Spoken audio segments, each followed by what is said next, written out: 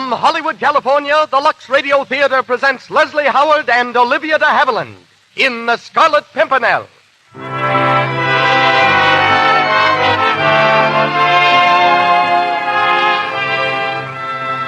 Lux presents Hollywood, the Robin Hood of the Reign of Terror. That was the Scarlet Pimpernel, whose daring defiance, whose colorful romance we bring you tonight with Leslie Howard and Olivia de Havilland. Madame Hilda Grenier, formerly royal dresser to Queen Mary of England, is our special guest, while our music is conducted by Louis Silvers. Before our producer takes over the program, let me remind you that Lux helps you get longer wear out of your stockings. It helps them stay nice and elastic, so they give under strain instead of popping runs. Yes, Lux cuts way down on runs, so give your stockings regular Lux care. Buy Lux Flakes in the large size box for greater economy. Our producer takes over the program. Ladies and gentlemen, Mr. Cecil B. DeMille.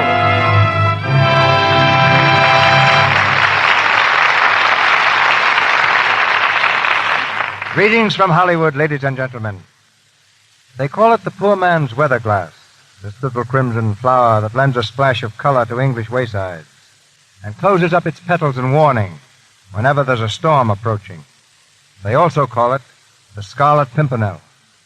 And by the mark of this flower only, the mysterious hero of our play, Sir Percy Blakeney, signed his daring exploits. As a play, the Scarlet Pimpernel was performed over 5,000 times, and it's perhaps the most popular screen characterization of the celebrated star who reenacts the title role for Lux listeners tonight, Mr. Leslie Howard.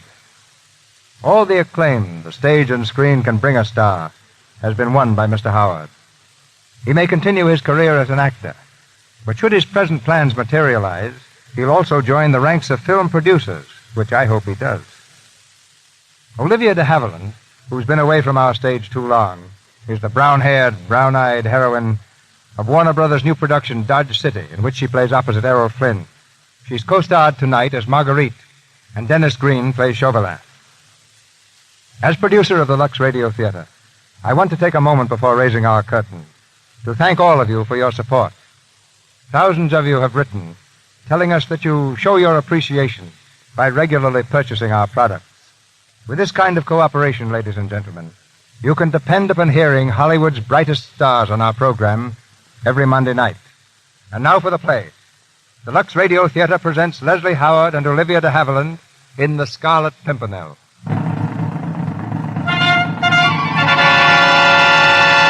Paris, in the year 1793.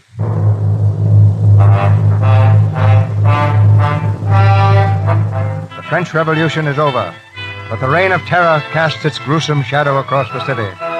Every day the citizens of Paris watch an endless procession of death. Crude wooden carts, laden with the nobles of France, on their last journey through the streets, a journey to the guillotine.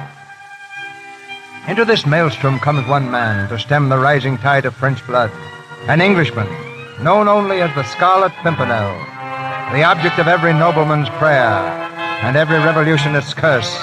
He works silently, mysteriously, and successfully. In his native England, they speak of him with bated breath. The Scarlet Pimpernel.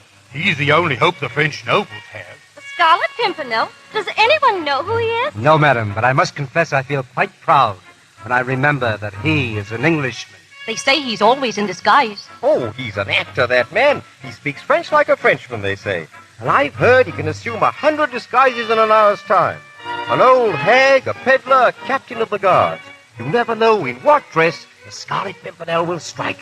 And now the Scarlet Pimpernel is about to strike again. Into a barber's shop in Paris comes an old man in the black robes of a priest. The French barber greets him jovially. Good morning, Father.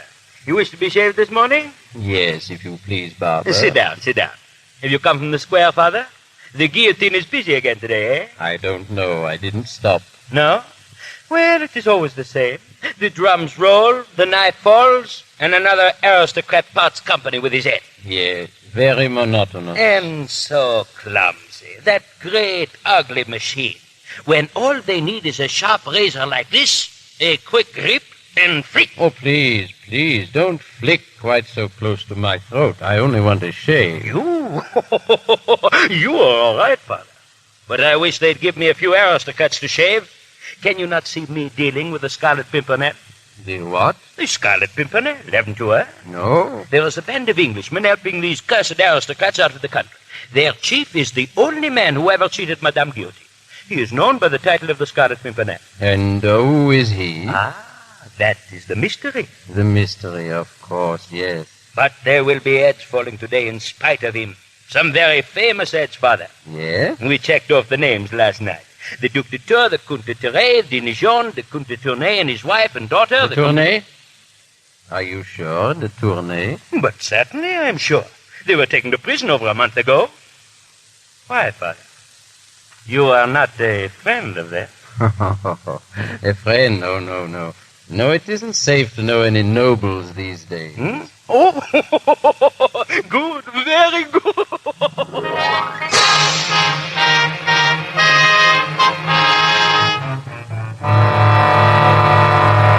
You wish to see the former Comte de Tournay, is that so, Father? Yes, if you don't mind. Very well, Father. They haven't long now. You'll find the former Comte de Tournay in that room over there. Thank you. Thank you. Good morning. Are you the Comte de Tournay? Yes. I suppose you have come to offer me the last rites, Father. In a manner of speaking. If you will just look at this passage I have marked in the book, your spirits will be uplifted. I am not afraid to die, Father. Even so, it is sometimes better to live, my son. To live? What do you... Read there, in the book. But there is nothing on the page except a red mark. Look carefully. It is a flower. A Scarlet Pimpernel. Father, are you the Scarlet Pimpernel? Be careful, it will do you no good to know. Just listen to me. Before you start on your journey to the guillotine, I will bring your wife and daughter to you. You will ride in the same tumbril. On the way there will be an accident. The wheel of the tumbril will come off. There will be a commotion. The soldiers guarding the cart will be jostled by the crowd, all carefully arranged for. Look sharp then. An old hag will drive past in a wagon. There will be a place to hide in the back large enough for 3 people. The old hag will drive you through the city gates. If all goes well, you'll be safe in England in 3 days. God bless you. Whoever you are, God bless you.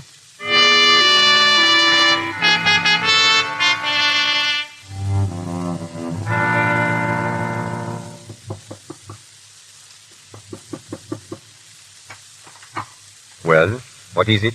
Good evening. Have you a crust of bread for an old lady? No, I'm sorry. Here, take these. Thank you, monsieur. Thank you. Good night. Oh, wait. Isn't this the home of Monsieur Armand Saint-Just? Why, yes, I am Armand Saint-Just. What do you want? I want to come in, Armand. Merci. Quickly, quickly. Good Lord, merci. How are you, Armand? I'm afraid I will always be startled at these disguises of yours. Last time I saw you, you were a priest. Now I'm an old hag. Here, help me out of these clothes. I feel silly. Did you get to the Tournays out of the city? I got the girl and the countess. What happened to de Tournay? He wasn't in the tumbril. I know. He was remanded the last minute. Why? Because Robespierre wants to see him. And Robespierre wants to see him because the ambassador of the French Republic has come over from London. Chauvelin? Here in Paris? Yes. All in your honor, Percy. Your work is becoming even more dangerous than it was. Our work, Armand. Well, let's hope Chauvelin will go back to England, knowing less than ever. I'll be going back myself for a few days. Then we must lay our plans to free de Tournay. Percy, aren't you risking too much? Why do you persist in this mad sport? Why do you? Why? Because I'm a Frenchman. This is my country. But you are English. You are Sir Percy Blakeney, an English baronet with a lovely home and a charming wife. Even if she is your sister. My sister or not, I'd still say Marguerite is charming. Or perhaps you don't think so any longer. Why do you say that? Has she said anything to you? She hinted at it in her last letter. She said you changed, Percy. Did she? Well, I have changed. I'm rarely at home now, and when I am, I play the fop. I'm insipid, vain, silly. I think only of the latest fashions in clothes, the latest court gossip. But all for good reason, Armand. The greater fool I am in England, the safer I'll be in France. But you could tell Marguerite. No. Just so she would understand. I said no, and don't you tell her. Armand, you ask me why I live over here in the shadow of the guillotine while heads fall one after another. I can save only a few, I know that. And the rest have to die. People I know and love. Innocent people, kindly people. Herded together like sheep and butchered like cattle. But what has it to do with you? Armand, do you remember the case of the Saint-Cyr family? I think so. You were one of the first families to go to the guillotine. Yes, because they were betrayed, Armand. Before their execution, they told me who it was who had betrayed them. It was Marguerite. My sister. My wife. It was a lie. I wish I could believe that, but I can't. I watched that execution, Armand. The Marquis, his wife, his son. And it was my wife who put them there. So that's when you stopped loving her. What a tragedy. Stopped? I shall love her till I die. That's the tragedy. And it's to make up for what she did to them that you are risk your own life, week after week, to rescue the others. Oh, don't be so heroic, Armand. I got a smack in the eye and took refuge in sport. And what a sport. By gad, I think I shall give up fox hunting this winter. Percy, don't joke about it. I have to. It's the only thing that can save me. Well, I'm off for England in the morning, Armand. My love to Monsieur Chauvelin, if you should see him.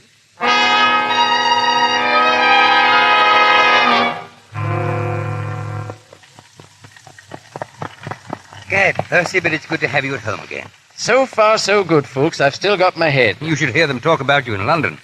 You're the greatest mystery of the age. Yes, well, I hope no one solves me just yet. But tell me about Marguerite. Has she been well? As well as a neglected wife can be. What has she been doing? Having her portrait painted, mostly. Rumney's been there every day. And our friend, Monsieur Chauvelin? French ambassador. What will he be doing at your house? Oh, one never knows, folks. One never knows. Well, England again. I shall have to become the fop once more. The London dandy, who has been at Bath for the past 10 days taking the cure. And sink me, I'm not cured yet. I shall have to go back to Bath again.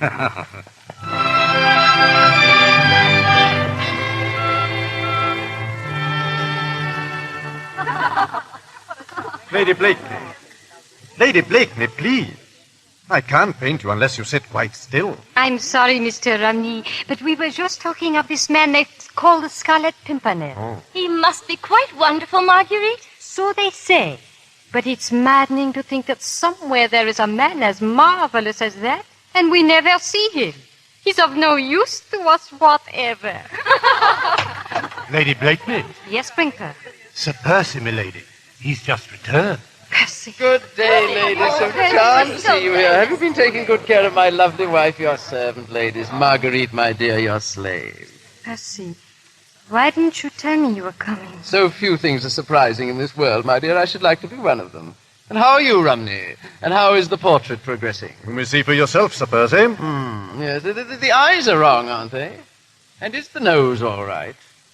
You know, I rather think you've missed the mouth altogether. Yes, you have, Rumney. Otherwise, of course, it's the image of her. I think that will be enough for today. Poor Mr. Romney. You're tired, and so am I. Tired. Zoons, I too. You know, dear ladies, I've just been to Bath to be cured of the fatigue. And now I'm so fatigued by the cure that I really think I shall have to go back to Bath again to be cured of the fatigue. Marguerite, my dear, we must be going. Yes, goodbye, my dear. Goodbye. Goodbye. Your servant, ladies, your servant. Well, Percy, what do you think of my portrait? It's clever. But there's something lacking. What? I don't know. There's a look in the eyes. He's lost it. Perhaps I've lost it. Perhaps it was happiness. Good gad, my dear, how you could be unhappy, I can't imagine. Can't you? Percy, can't you? No, cursed if I can. Why, you're the most courted woman in town. By whom? By everybody. Except you. Oh, but my dear, I'm your husband. Months after we were married, we were still happy. And then came this estrangement. Heaven knows it's not of my making. Can you honestly say that? Can you honestly deny that you've changed? So changed that I scarcely know you. You're never with me now. You're always away on some pretext or other. I'm always alone. My dear, the fashionable belief today is that one makes one's own life. I'm trying to make mine, you must try to make yours. Now I must leave you for a while. There's to be a fight for a prize out in the countryside. Mendoza versus Jackson. Quite a battle. Percy, you've only just come home. Do you have to leave right now? My dear, the prince himself invited me. I'm trying to make my own life, Marguerite. I see. Goodbye, Percy.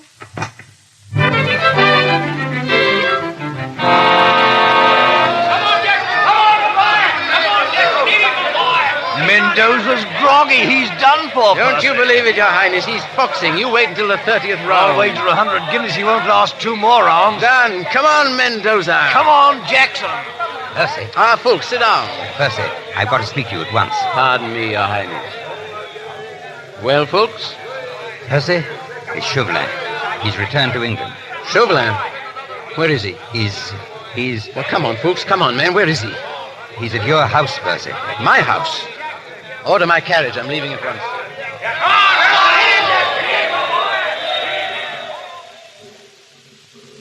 I would advise you to tell me, Lady Blakeney. You are French. You know these nobles who have escaped. You must know who it was who helped them. I'm sorry, Monsieur Chauvelin, but I don't know. And even if I did, I wouldn't tell you. You tricked me once into giving you information about the Marquis de Saint-Cyr. And I shall never forgive myself. I'm sick of this sentimental twaddle about the poor, persecuted aristocrats. Have you forgotten what they did to the defenseless peasantry for centuries? What this very Saint-Cyr did to you? No, I have not. But I'm no spy. Then that is your last word? Absolutely. I wonder. Oh, by the way, how is your brother, Armand? He is very well, I hope. I hope so, too. But yesterday he was arrested. Arrested? At Boulogne. What for? As a traitor to his country. Traitor?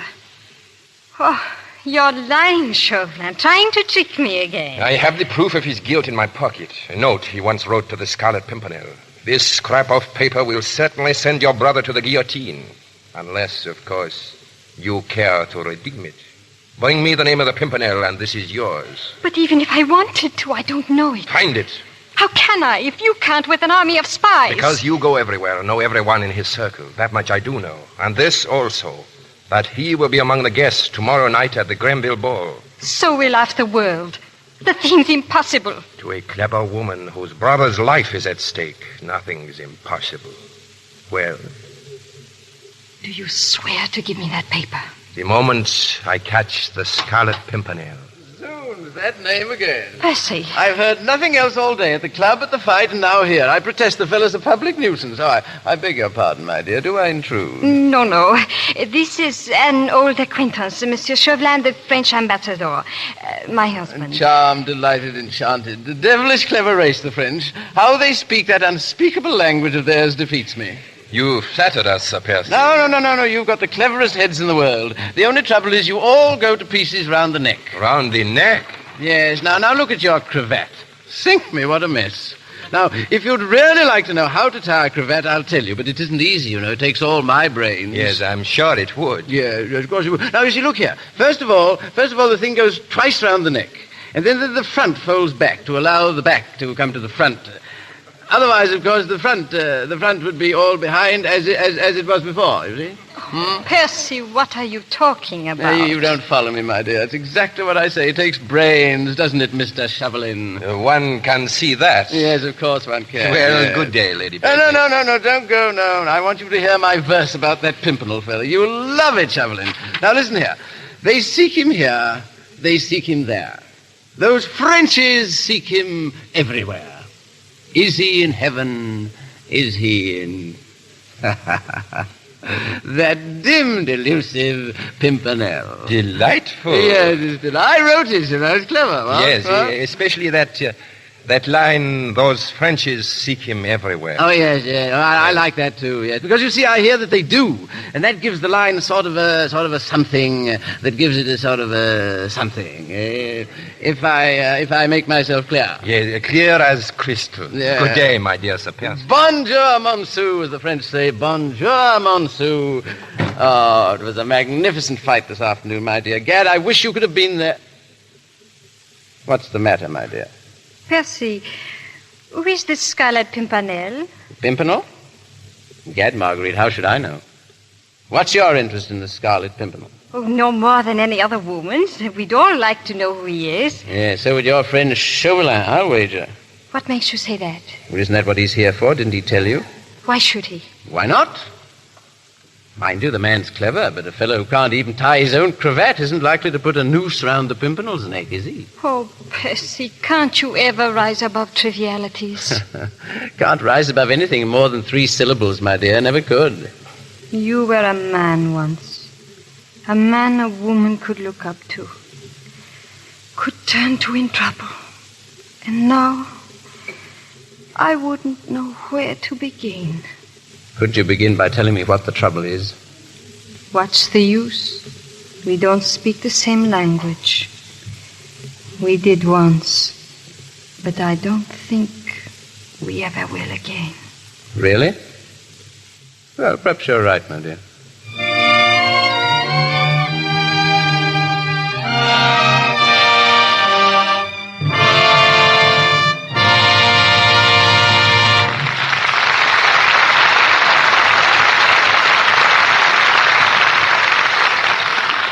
You have just heard Act One of The Scarlet Pimpernel, starring Leslie Howard and Olivia de Havilland. During our brief intermission, let's see what the Brownings are doing. Jingle bells, jingle all the way. Oh, what fun it is to ride in one-horse open sleigh. Christmas spirit. That's Midge and Dot and 10-year-old Bobby practicing for the community sing. And here comes Mother, home from a shopping tour.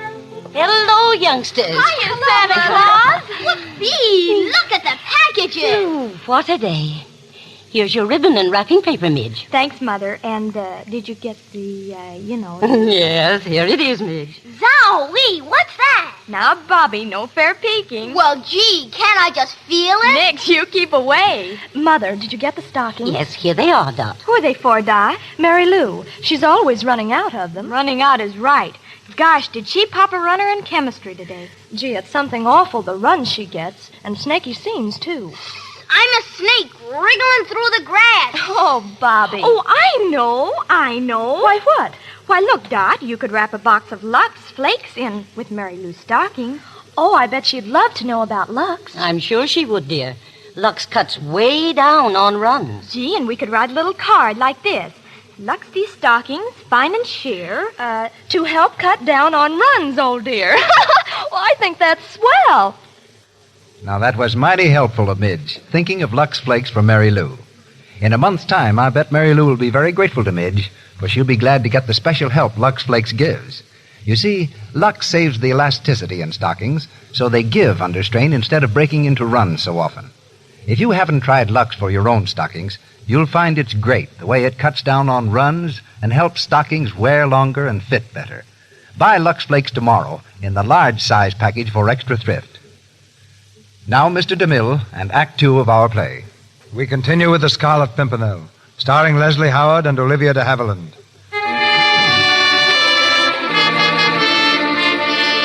The search continues. The search for the cursed, elusive Pimpernel. Forced by Chauvelin to lend her assistance, Marguerite attends Lord Grenville's ball. As she enters the crystal and marble room, she glances nervously around, wondering which of the guests is the Scarlet Pimpernel, never suspecting her own husband, the vain and foolish Sir Percy Blakeney. Chauvelin appears suddenly at her side. Well, Lady Blakeney? I've learned nothing yet. I only want to know who one person is. If you don't tell me, you know the alternative. The guillotine for your brother. Monsieur Chauvelin, you can't do this. What if I can't find the Scarlet Pimpernel? My dear lady, the Pimpernel is under this roof, at this moment, among your friends. Your move, my lady. And good luck.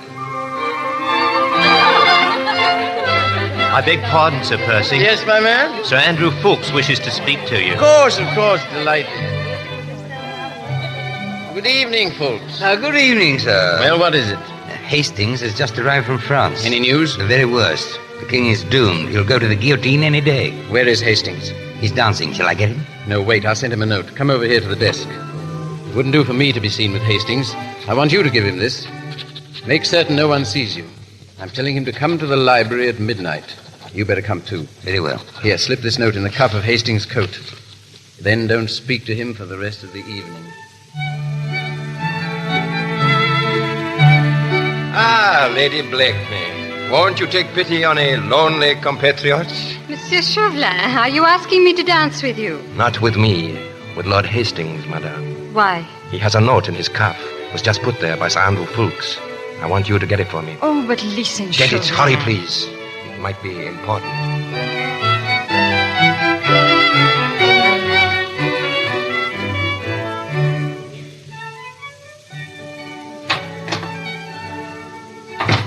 Come in, please. Well, Lady Blakeney, did you get that note from Hastings? No, You didn't? I couldn't. I think he suspected me. I pretended to turn my ankle. He helped me upstairs, and then while I was sitting there, he read the note and burned it. Then he left. He burned the note? Yes, but not entirely. Some of the pieces were left. The note began... Go on, quickly.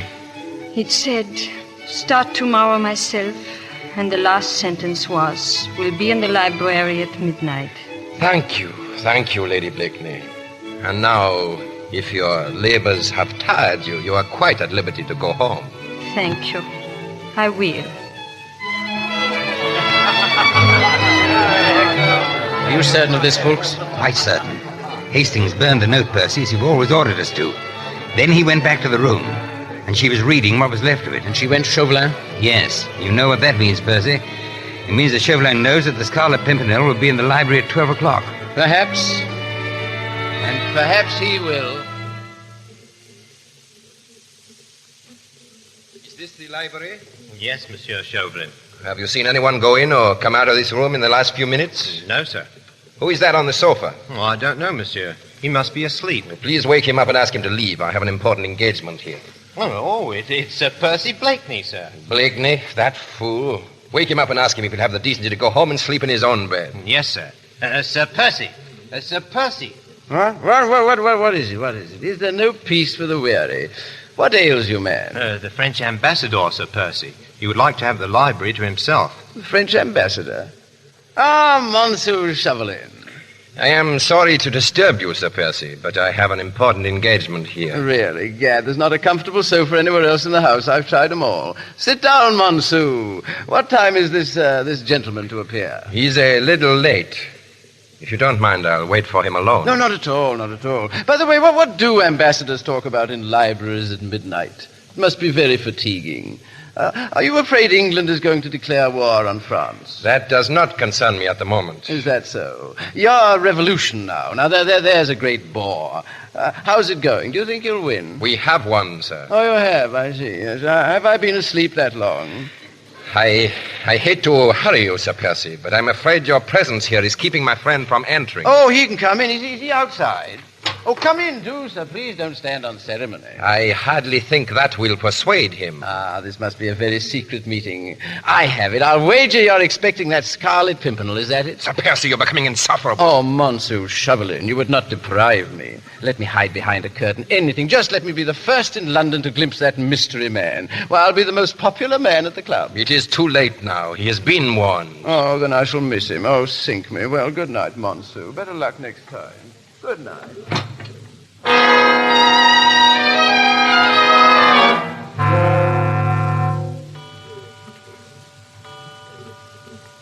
You've packed my things? Yes, Sir Percy. Good. See that Sir Andrew Fulks receives this note, will you? Yes, Sir Percy. Well, Marguerite, what are you doing up at this hour? That's all, Brinker. Yes, Sir Percy. Well, my dear? Percy, it's about Armand. He's in the most terrible danger. They've arrested him in Boulogne. How do you know? Chauvelin told me. When? Yesterday. Why didn't you tell me when I asked you? Well, I don't know. He threatened me. Why are you telling me now? Because I thought you might do something for Armand. You have influence at court. Didn't you ask your friend Chauvelin for help? He promised me that, but I don't trust him. He promised you the life of your brother. What did you give him in exchange? What? Oh, Percy, what has happened to you? Why do you hate me? Why did you denounce the Marquis de Saint-Cyr? Oh, so that's it. Why did you never ask me what the Marquis de Saint-Cyr did to me? You didn't even know him. No, I didn't even know him. But I knew his son. I was only 17 when he asked me to marry him. His father heard about it and had me arrested and sent to Saint-Lazare. Do you know what Saint-Lazare is? Do you know the sort of women that are sent there? I would have killed myself only... Only what? The revolution came, the 14th of July, and I was free. Free to denounce the Marquis. Free to send 2 innocent people to the guillotine. It was your information, wasn't it? Yes, it was. And yet, I still ask myself, am I really guilty of their death? The Marquis plotted with Austria. I told a friend, a man whom I thought a friend. He denounced him. The terror did the rest. Who was that friend? Chauvelin? Yes. He promised you your brother's life. What price did you pay for it? What price did you pay for it? A horrible one. I betrayed the Scarlet Pimpernel. How? Fuchs gave a scrap of paper to Lord Hastings. I read it and told Chauvelin that the Pimpernel would be in the library at midnight. Oh, what am I to do, Percy? How can I warn him? Warn him? Against what? Against the danger that threatens him if he goes back to France. My dear, if he's the kind of lunatic I take him to be, your warning won't help him. But he might be going to his death. Well, that's all the fellow lives for. Besides, he doesn't know that you're in love with him. In love with him? I admire his heroism, but I don't love him. Oh, but you do, only you don't know it. Oh. I didn't know it myself until a moment ago. You know, it's a dangerous game, falling in love with a phantom, my dear. For all you know, he may be a married man who's deeply in love with his wife. Never. Why not? Would any man who is in love with his wife leave her continually to face death? Would you? Me? Marguerite, I... Zoons, I'm much more romantic than you think. In a case like that, I wouldn't leave you, not even to go to my tailor's. The horses are ready, sir. Thank you, Brinker. Are you going away? Yes, didn't I tell you? Important business in town in the morning. Goodbye, my dear. Your tailors, I suppose. Not only my tailors, but also my bootmakers. And incidentally, I want to see what my influence is worth at court. For that little matter of your brother, perhaps I can help. Oh, Percy, if you could, I'd love you all my life. Gad, I must remember that, my dear. Goodbye. Milady? What is it, Brinker? It's very late, milady. I suppose you want me to leave this room. I've never been here quite alone, have I? I know, milady. I've hardly even noticed the furnishings. Is that portrait of Sir Percy one of Romney's? Yes, milady. A very fine one, too. He's a great believer in detail, isn't he? Look at that ring on Sir Percy's finger. You'd think it was... Brinker. Yes, milady?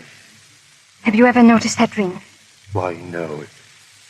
It's a seal ring, milady. Look closely. That flower, engraved on the stone. What is it, Brinker? Why, bless my soul. It's a Scarlet Pimpernel. My lady. Well? A letter to be delivered into your ladyship's hands. From Sir Percy? No, madam. From His Excellency, the French ambassador. Give it to me. My lady, I have at last discovered the identity of the Scarlet Pimpernel. I hope to catch him tomorrow, and true to my word... Brinker! Yes, my lady? Order my carriage at once. I must see Sir Andrew Fuchs.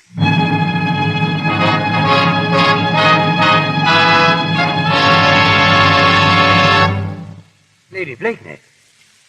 What's happened? Sir Andrew, there's no time to waste in talking. Just listen to me. Your leader and friend, the Scarlet Pimpernel, he's my husband. How do you know that, my lady? Don't ask me any questions now. He's in danger. Chauvelin knows that the Scarlet Pimpernel and Percy Blakeney are one and the same. How did Chauvelin come to know? Through me. Ah. Yes. I betrayed him. Never mind how. Just tell me this. Has Percy left for Boulogne? Yes. To save my brother? And to Tournai. What is their meeting place at Boulogne? Why? Do you want to betray him again, milady? Oh, look at me. Do I look like a woman who wants to send her husband to his death? I want to find Percy, to warn him, to save him, or die with him. I'll go with you.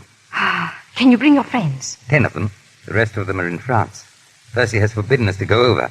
It'll be the first time we've ever disobeyed him. I'll save Percy if I have to kill Chauvelin. And if he goes to the guillotine, I'll go with him.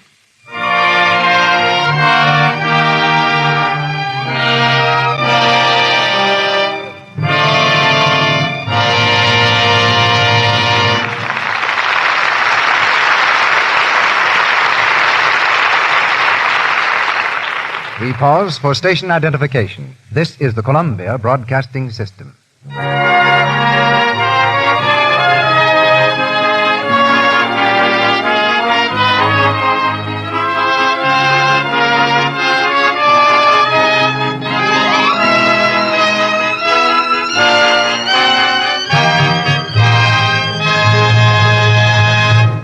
We've dropped the curtain on the second act of The Scarlet Pimpernel.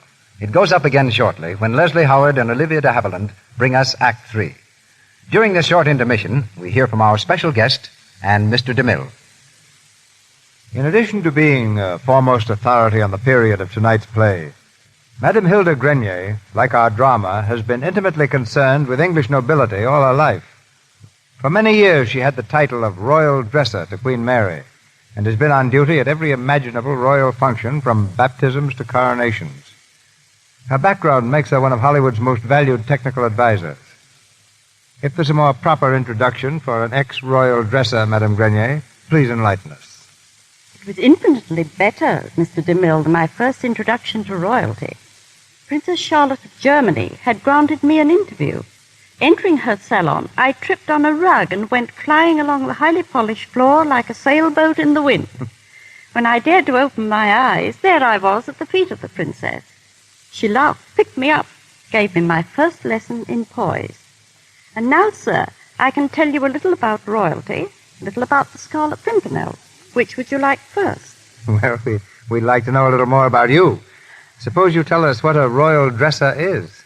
In addition to direct supervision over Queen Mary's wardrobe, my duties included the care of her jewels, orders, decorations, messages, and other personal activities.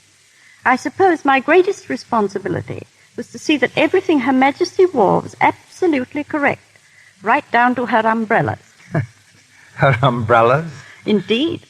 Each one in her tremendous collection was named after the person who gave it to her.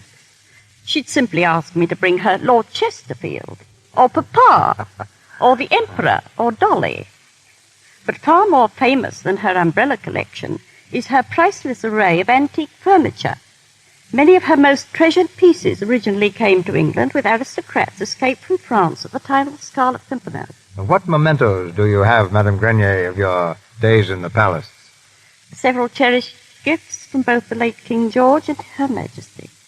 I was also given a pair of silk stockings worn by Marie Antoinette, who was the guillotine's most celebrated victim. Handmade, they have a texture like gossamer. Of course, Mr. DeMille, I wouldn't dream of wearing them, as you can well imagine. But just from showing them to my friends, they became soiled, and I finally had to make a courageous decision. I had to wash them.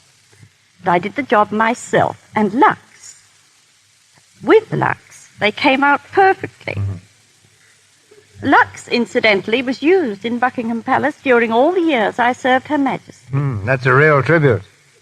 Looking back over those years, what stands out most conspicuously in your host of regal recollections? And not the pomp and glory, Mr. DeMille, but the little human traits of Her Majesty.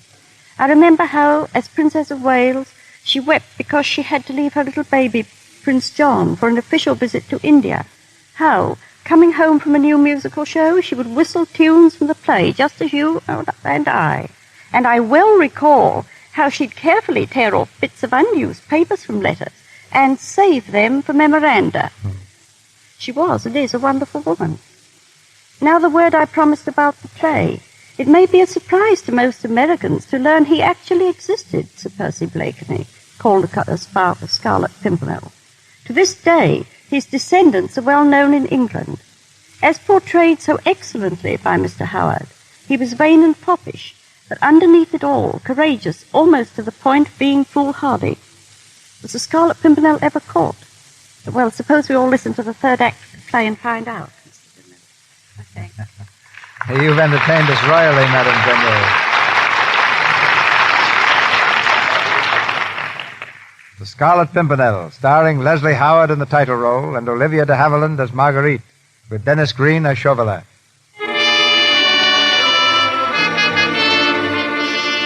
Armed with the knowledge that her husband is the Scarlet Pimpernel, Marguerite takes ship for France to be with him in his hour of danger. With Sir Andrew Fuchs, she stands on deck as their boat plows its way across the English Channel. Just ahead lies the coast of France, a few flickering lights in the darkness. You'd better go below, Lady Blakeney. We'll be coming in soon. What was the name of that inn, the one you told me of? The Lion d'Or. Sir Percy's headquarters on this coast. And he'll be there at 10 o'clock. You're certain? If all goes well, he'll be there. But Chauvelin knows that Percy is the Pimpernel. What if he goes there, too? We can only hope that he won't. If Percy can escape this time, he'll never go back again. Never again. If he can free de Tournay and Armand, his mission is over. His mission that I drove him to. Sir Andrew, will we be there in time? I think so. Ah, there are the lights now. Lights? Yes, the signal. You see the window of that house off there to the left? That's the Lion d'Or. See the light swinging back and forth? That means it's safe. Up and down means danger. You want to turn back now? I can't go with you, Lady Blakeney. Don't worry. I shall be all right. He has been risking his life every day for me. I can risk mine once for him.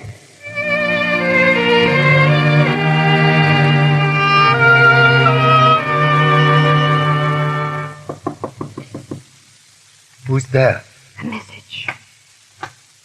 Well? Is this the Lion d'Or? Yes, madame, but... Let me in, please. Madame, what do you want here? This is no place for one of your sort. I am the sort that pays well, Citizen Brogard. For what? For a seat by the fire.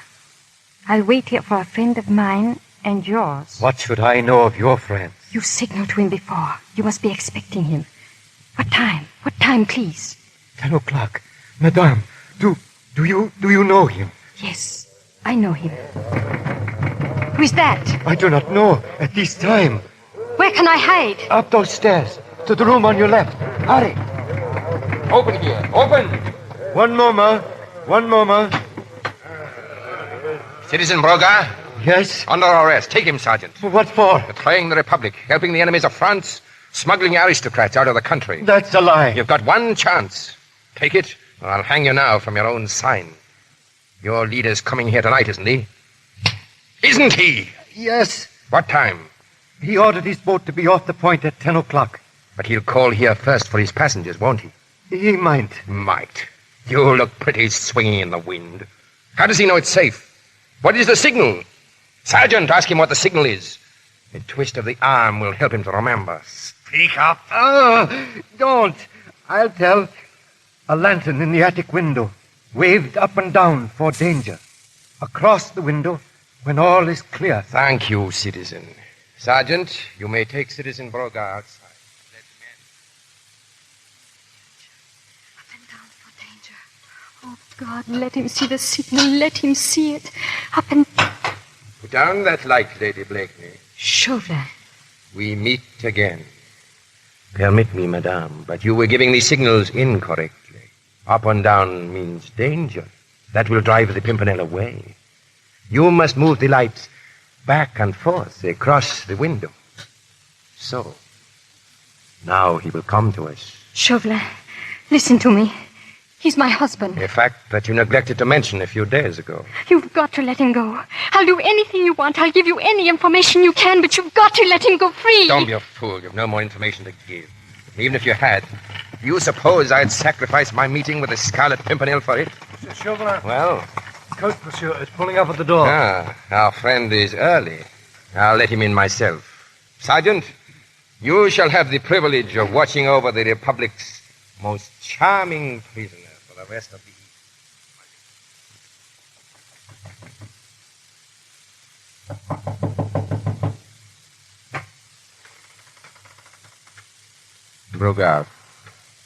Brogard. Don't move, Sir Percy. Stand where you are. Monsieur Chauvelin, Well, this is a surprise. Yes, I thought it would be. Yes, a very pleasant one, too. How nice of you to wait up for me. The time for laughing is past, Sir Percy. I've followed you for a year. Your energy, your ingenuity, your audacity have been quite admirable. But now, the game is over. Because all the trumps are in your hand, eh? Precisely. This house is surrounded by my soldiers. I have only to raise my voice. Yes, of course, I see your point, yes. But suppose I could reach the door. The night is black. The sea is mine.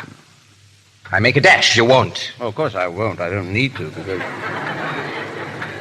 You see, one of my friends might shoot you from behind, hidden in that clock. What? Come now, Chauvelin. You know that clock is too small to house a man. But there's still one other avenue of escape, one we could take together. In this pipe there is an ember, and in that cask behind me there is gunpowder. If I drop this ember here, I fly straight to heaven, and of course you know where you fly to. Get away from that barrel. Why, it isn't gunpowder. I merely wanted to see you turn pale. Come in the window, folks. You're a welcome sight. I would raise my hands if I were you, Chauvelin. Another trick. I don't turn this time. I don't think you'd better. Why, you... Now, you see, Fulks tricks us both. He must have sensed that you and I would meet here. Now, Chauvelin, I've had a delightful visit with you. In the meantime, my friends Armand Saint-Just and de Tournay are safely aboard my ship. And in a moment, if you'll excuse us, Fulks and I will join them. You'll never get beyond that door. We'll need the password, Percy. Yes, the password. Yes. Well, Monsieur, do we have to use force? Not at all, Sir Percy. The password is, the channel is free. Thank you. Folks, give me your pistol. You get onto the ship, I'll take care of our friend here and join you in a minute. Very good. You know, that was quite sensible of you, Monsieur Chauvelin, to give us the password. Huh? Not at all, Sir Percy. You may go because I know you'll come back of your own free will. You overestimate the charm of your society. I told you once the time for jesting was over. I have all the trumps in my hand. In that room upstairs, there is a woman under arrest who has forfeited her life by aiding the enemies of the Republic. What woman? Your wife, Sir Percy, who loves you very much. Marguerite. Is the game up, Sir Percy? Is this the last adventure? All right, I give up, Chauvelin. What next? There is a firing squad outside. And my wife? The Revolutionary Tribunal. That means death. It would have meant my death if I had not caught you. But don't be alarmed, Sir Percy. I don't want your wife's life. She's free the moment you die. I offer you a pact. If you promise to say nothing to her, if you'll send her onto my ship immediately, I'll walk up in front of your firing squad. I accept. Sergeant? Yes, monsieur? Bring the lady downstairs, please. You must be very fond of your wife, Sir Percy. Yes, I am. Is that so strange? Not at all. A charming woman. Percy. Marguerite. Percy, I came to help you as soon as I knew. I wanted to give my life to save you. And now, oh, forgive me, Percy. You came to help me. Chauvelin didn't bring you? No, I came with Sir Andrew. Oh, Marguerite. What are they going to do to you? Tell me. Well, I'm in no danger, my dear. What? No, you're lying. I know. He's going to kill you. I can see it in his eyes. Oh, Percy, don't leave me. I want to die with you. Oh. Marguerite. She's fainted. Some water, perhaps? No. Our parting would be too cruel now, even for you. Take her while she's still unconscious. Goodbye, my sweet. It's good to know that you love me a little. Sergeant, carry her to Sir Percy's boat.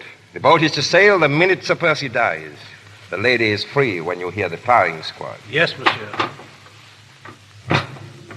Well, she's gone, monsieur. Now, are you quite ready? Yes. By the way, do you like poetry, Monsieur Chauvelin? That dim, delusive Pimpernel? No. I mean poetry. This other Eden, demi-paradise, this fortress built by nature for herself against infection and the hand of war, this happy breed of men, this little world, this precious stone set in the silver sea, this blessed plot, this earth, this realm, this England. I forget the rest. Irish party. Hope. Round muck. The firing squad. They're waiting. Will you come and see me die, monsieur? No, thank you, no. I shall remain here.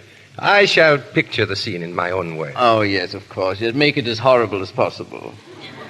Yes. Good night, monsieur. Good night. Roll.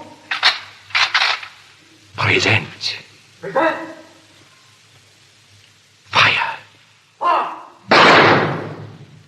That damned elusive Pimpernel.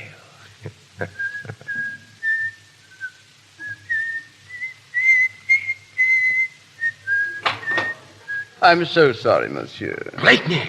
Yes, you see, I've come back for my hat. It's such a cursed good hat, you know. But you... Oh, no. Don't look at me like that. Sink me if you don't think I'm my own ghost. Duroc! Oh, you mean the captain of your firing squad? I'm afraid it'll be an hour or so before poor Captain Duroc will be able to resume his duties. I regret that I struck him rather violently. Come in, gentlemen.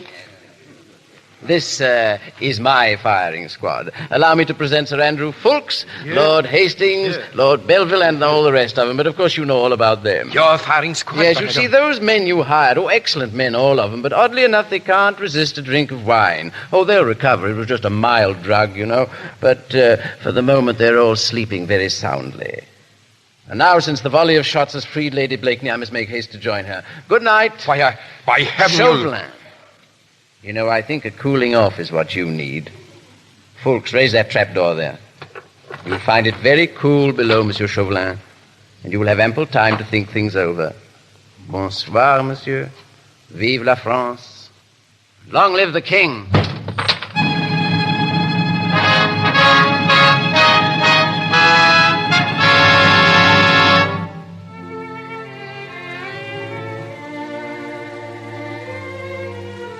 Percy, you're here. They told me.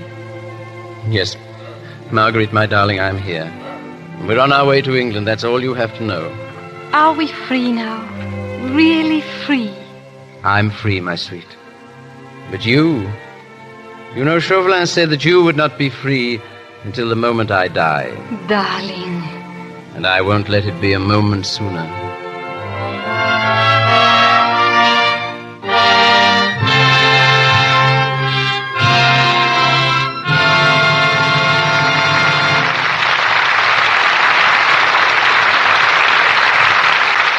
We take leave of the Scarlet Pimpernel.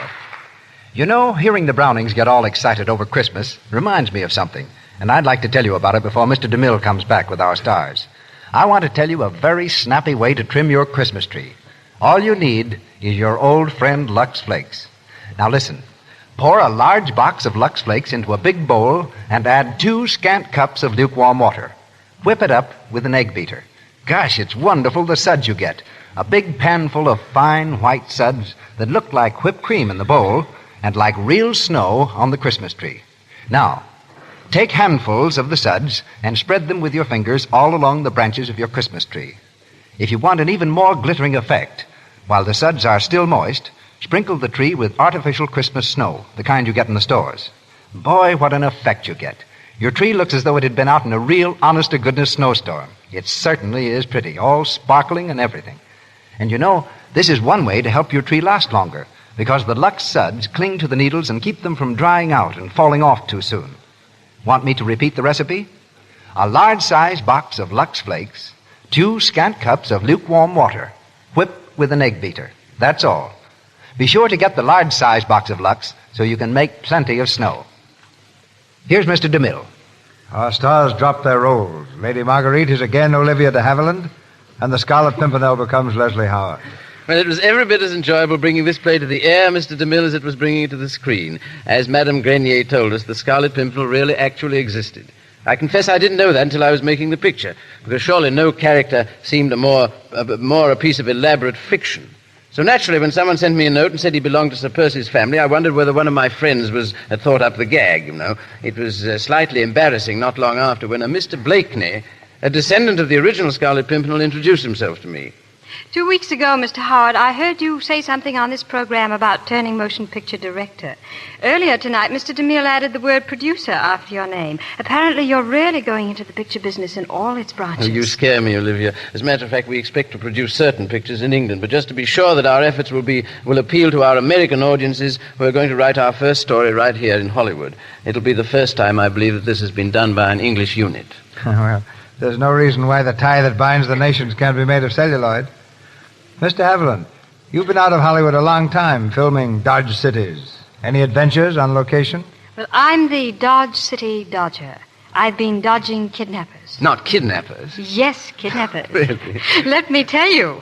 We were on location near Modesto in the prairie country, and a very fine place, I thought, for a nice, quiet walk. But it seems that 2 very tough-looking gentlemen also decided to take a nice, quiet walk and follow me. And after a couple of miles, they were still right on my heels. There wasn't another soul around, and the only building in sight was a farmhouse. And when I made a dash for that, the 2 men dashed after me. I reached the farmhouse, found it was abandoned, and decided to face it out. I walked right up to the men, demanded what they wanted, and looked them straight in the eye. One of them took something out of his pocket. I didn't dare look. I was too sure it was a 6-shooter. Just as I was about to faint, the man poked it under my nose and said, "We sure would like your autograph, Mr. Havilland." And believe me, gentlemen, I signed. Well, Mr. DeMille, I hate to say goodnight, but I guess it's time to. Thank you for another grand evening. Yes, with an added thank you to all who worked with us in the cast. Good night, C.B. Good night, Mr. Howard. Good night, Olivia. There's a great show awaiting you here next Monday night. Listen for Mr. DeMille's announcement of it shortly. Heard in the Scarlet Pimpernel were Dennis Green as Monsieur Chauvelin, Walter Kingsford as Sir Andrew Ffoulkes, Vernon Steele as Romney, Ramsay Hill as Armand St. Reginald Sheffield as Count de Tournay, Eric Snowden as the Prince of Wales, Gerald Cornell as innkeeper, Keith Kenneth as Brinker, Lou Merrill as a barber, George Pembroke as Lord Hastings, John Toty as a voice, Dave Roberts as a guard, and Geraldine Peck, Ethel Sykes, Coral Colebrook, and Betty Sutter as ladies of the court. Mr. Haviland's current film is the Warner Brothers comedy Hard to Get. Mr. Howard is co-director of the new picture Pygmalion. Our musical director, Louis Silvers, appeared through courtesy of 20th Century Fox Studio, where he was in charge of music for the new picture Kentucky. We want to remind you that this is the time to help the 1938 drive to fight tuberculosis. Help make the world safer. Purchase your supply of anti-tuberculosis Christmas seals now. Use them on all your Christmas mail. Show that you are helping, too, to fight the dread disease.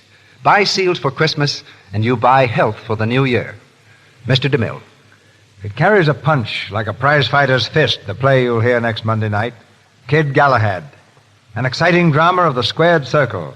It's the story of a manager, the boy he picks to win the title, and the women who love this naive thunderbolt called Kid Galahad. The same 2 stars you saw in the picture bring the play to our stage. Edward G. Robinson and Wayne Morris, and with them, Miss Joan Bennett and Andrea Leeds.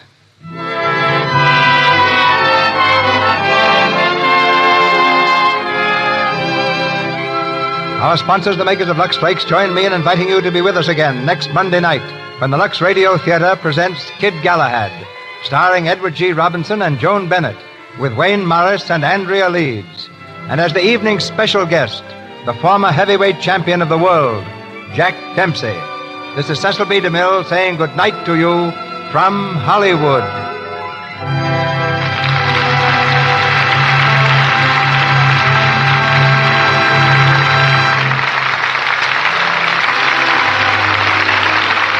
The announcer has been Melville Ruick.